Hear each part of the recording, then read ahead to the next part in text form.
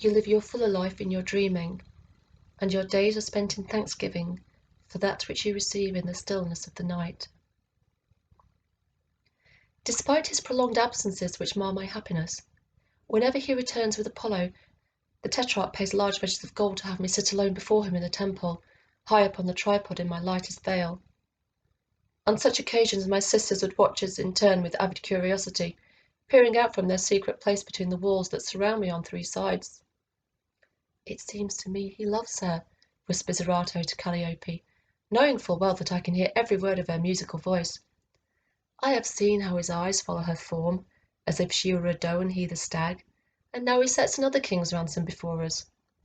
Calliope laughs in delight. Love, sweet love, the story of a lifetime. I can tell she is thrilled by the very idea, and a flower of hope takes sudden reckless bloom within my heart. Oh yes, and he shall write songs for her by the dying embers of day as he prepares to seek her presence in the sacred realm of hypnosis, says Euterpe to our dainty sister Terpsichore, who airily remarks that she would dance for joy to mark such a happy occurrence.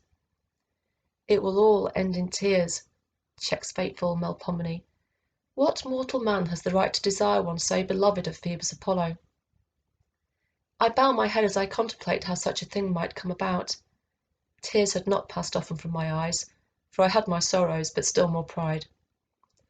If it is written in the stars that they are meant for each other, then nothing can change things, nor unfix that which is set with fire upon the face of heaven, my clever sister Urania announces, causing me to lift my gaze that I might capture the spark of certain truth. "It is true, dear sisters, no man can put asunder those who have been joined by God," murmurs serious Polyhama, with a meaningful glance towards the heavens, at which curly-haired Thalia laughed and said, "It was all rather amusing if you think about it." We must end this speculation, which will, as you shall see, disturb our peace. The fact is that every man on earth seeks the gods' attention, and many come bearing gifts for our sister. The only difference is that she perceives them as being inferior to him, the one who came to upraise her. Thus were the sanguine ruminations of my solemn sister Clio. "He is equal with the gods, that man who sits across from you, face to face, close enough to sip your voice's sweetness." I am thankful my hot cheeks are shielded by the veil as I struggle to breathe more easily. My almost irresistible urge to run towards him is kept in check by the unmoving force of the god which holds me in place. The result is that I cannot deviate an inch from the position in which I find myself, suspended between heaven and the abyss in a state of profound tension. There is a doctrine whispered in secret, that a man is a prisoner who has no right to open the door and run away. This is a great mystery, which I do not quite understand. Why has my heart grown so restless, when everything on earth is at my feet, and the greatest of Olympians sends his messages to men through me? As has been the case for 5 long years, the Tetrarch betrays no emotion at all, simply asks one again when his ship should sail. I perceive his respect and can discern the protective force he exerts over me, but I yearn above all else to feel the tender fire of our first meeting, the touch of his hand upon my face, his lips against my cheek. Fire or not, he still brings more gold to Delphi than any individual other than the Tyrannos, who lives across the gulf in his great Ionian city. For all this high price, my response to him is none the less cryptic, for I do not want his ship to sail at all, not without me, which surely means never, and I wonder anew if I had only dreamed of his kiss with the unfulfilled desire of childhood. Too soon he was gone. I think of such moments as I prepare myself for the sacred realm of dreaming, but on this night it is a troubled brow I lay upon the soft fleece, and hypnosis does not come easily. I have vivid memories of the last winter Tristeria, which left me with a sense of dissatisfaction that I cannot place. I wonder if my love for Dionysus has grown too strong. In my painful longing for the Tetrarch, the allure of the twice-born youth has power to move me beyond my present confines. I am drawn to follow him further in a way that will be impossible to resist were it not for my oaths to Apollo. Whether I might share more fully in Dionysus's gift of renewed life, without sacrificing my first allegiance to the Sun King, is a matter that occupies my mind greatly, most often when darkness falls. I cannot safely confine these thoughts to anyone on earth, for if I do not remain true to Apollo and above the temptations of passion, then none will have faith, his rule shall end, and Delphi will crumble to dust, taking me and all the saints to the same earthly grave. Time and again I wonder how I might reconcile the forces of reason and passion, duty and desire, which have somehow become opposed within me.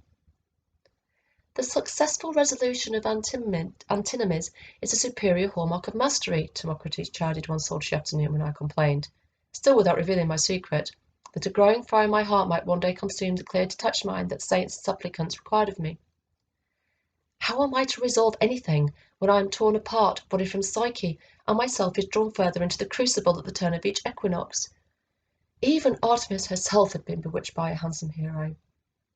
He patted my hand kindly, and revealed nothing useful that I could then see. It is a task that can take many lifetimes, my child, and one that comes easily to no man or even woman, no matter how great. Be thankful that you have even set out on this road and bear your burden lightly. The yoke should be easy. I sighed and looked away. If Apollo and Dionysus are perpetual rivals, and both make Delphi the centre of the world, with me at its heart, then how am I to unite them within me when it seems they would rather break me in two than be as one? My guardian only smiled and gestured that the subject was closed. It is dreams that sustain me through the inner trials, and I am well able to direct their course. It is a skill cultivated in whoever holds the office of High Priestess, and it is because of such gifts that the world's most powerful men place extraordinary value upon my golden head. That night I spread my heavy hair about the fleecy headdress and gazed at the glittering constellation engraved upon the ceiling. It is the sun-seeker Orion, beloved of our moon queen Artemis, whose love holds him there in perpetuity. I contemplate the virgin huntress of heaven who raised her bow at Apollo's behest, and claimed the life of her lover unawares. With this as my example, I must learn how to subjugate the crackling flames of desire, by which I shall make the love of my own life immortal. This is just as I have been taught, for as long as I serve Apollo, the magical charms of his beloved sister are mine also, and the fugitive Atalanta shall live another lifetime before she must be imprisoned in the body of a lion at the end of time. On nights such as this, warm and heady with the scent of datura, the lesson is not easily learned, and I pray with my longing will bring the dolphin priest to Psyche's hallowed realm. My prayers are answered, and I join him gladly as he shoots like an arrow through the deep swelling seas. I awake to find Nafrini standing over me with a cup of warm water flavoured with honey and lemons. I set my blinking eyes upon her graceful silhouette. Dear Nafrini, I need some words of your wisdom this morning, for I am so weary, though not through lack of sleep. She inclined her head and sat on the edge of the bed with her back very straight and her hands folded in her lap, her handsome profile implacable as the Sphinx outside Apollo's temple. I leaned towards her a little. After all these years here, why do you never speak to me of your gods? Nafrini hailed from Egyptus, land of dark and fertile soil, home to many mysteries, where the divine is as one with nature, and one may learn the sacred arts. I will speak of them now if you will hear me, priestess. As I gazed upon her face, her features took on a feline aspect, as if she were shifting shape before my eyes. It was something I had noticed about her appearance on many more occasions than this, and I felt my heart begin to race as little as I was conscious of the approaching goddess. I would like to hear more about Osiris, for though he is fixed there above me, I indicated the stars of Orion on the ceiling, I am not yet versed in his mysteries, not fully. The smile finally manifested, but did not reach the impenetrable black-ringed eyes she now set on me. Did he come to you in a dream, priestess? Or maybe his beloved has been appearing in your mind, whispering about the mystery of reunification. I pondered this, but shook my head. I learned from Clio in the realm of Psyche that he is angry with Apollo, but the reasons are not clear to me. She nodded.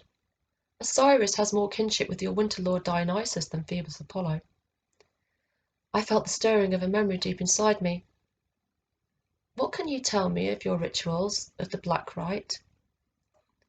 She raised a hand to shield her face and turned away from me a fraction. This is not something that can be easily spoken of. It is for those who are ready to know themselves and to join with the stars and draw light from darkness. Do you know we have a book, the Book of the Master of Hidden Places? I inclined my head to one side, thinking. It sounded familiar, but I could not quite place where I might have heard about it, Is it like the tablets of emerald and sapphire? They are of different spaces in earthly time, but they are yet by the same hand, by the one who has put his gods in a writing that cannot be erased. And what has been written in this book? What it is that may be remembered. The author and messenger is Thoth the magician, the master builder, one you call Hermes, he who may traverse time as a herald of the gods, and visit us here from the place where he is mounted to the stars. I remember the night of my initiation, and looked up at the symbols above me as if prompted by the messenger to read a sign in the striding figure of Orion. The hunter has always been a mystery even to me.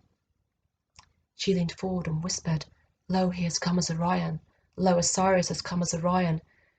Thereupon shall come Thoth, who is equipped with the words of power in great abundance, and shall untie the fetters." Her words had emerged as a charm, and something unravelled deep within me. I sat up further, suddenly transfixed. She dropped her hands so once again I could see the lines of her profile. There was an act of divine providence many moons ago, and it is Orion's majestic fortune to be associated with the god of Egypt. His lover knew what she was doing when she placed him over heaven's portal. There is something invisible there that many cannot see. Apollo might have tricked her into shooting Orion, but his sister knew that love is strong as death, and for this she is rewarded greatly by Osiris to this day. How does he reward her?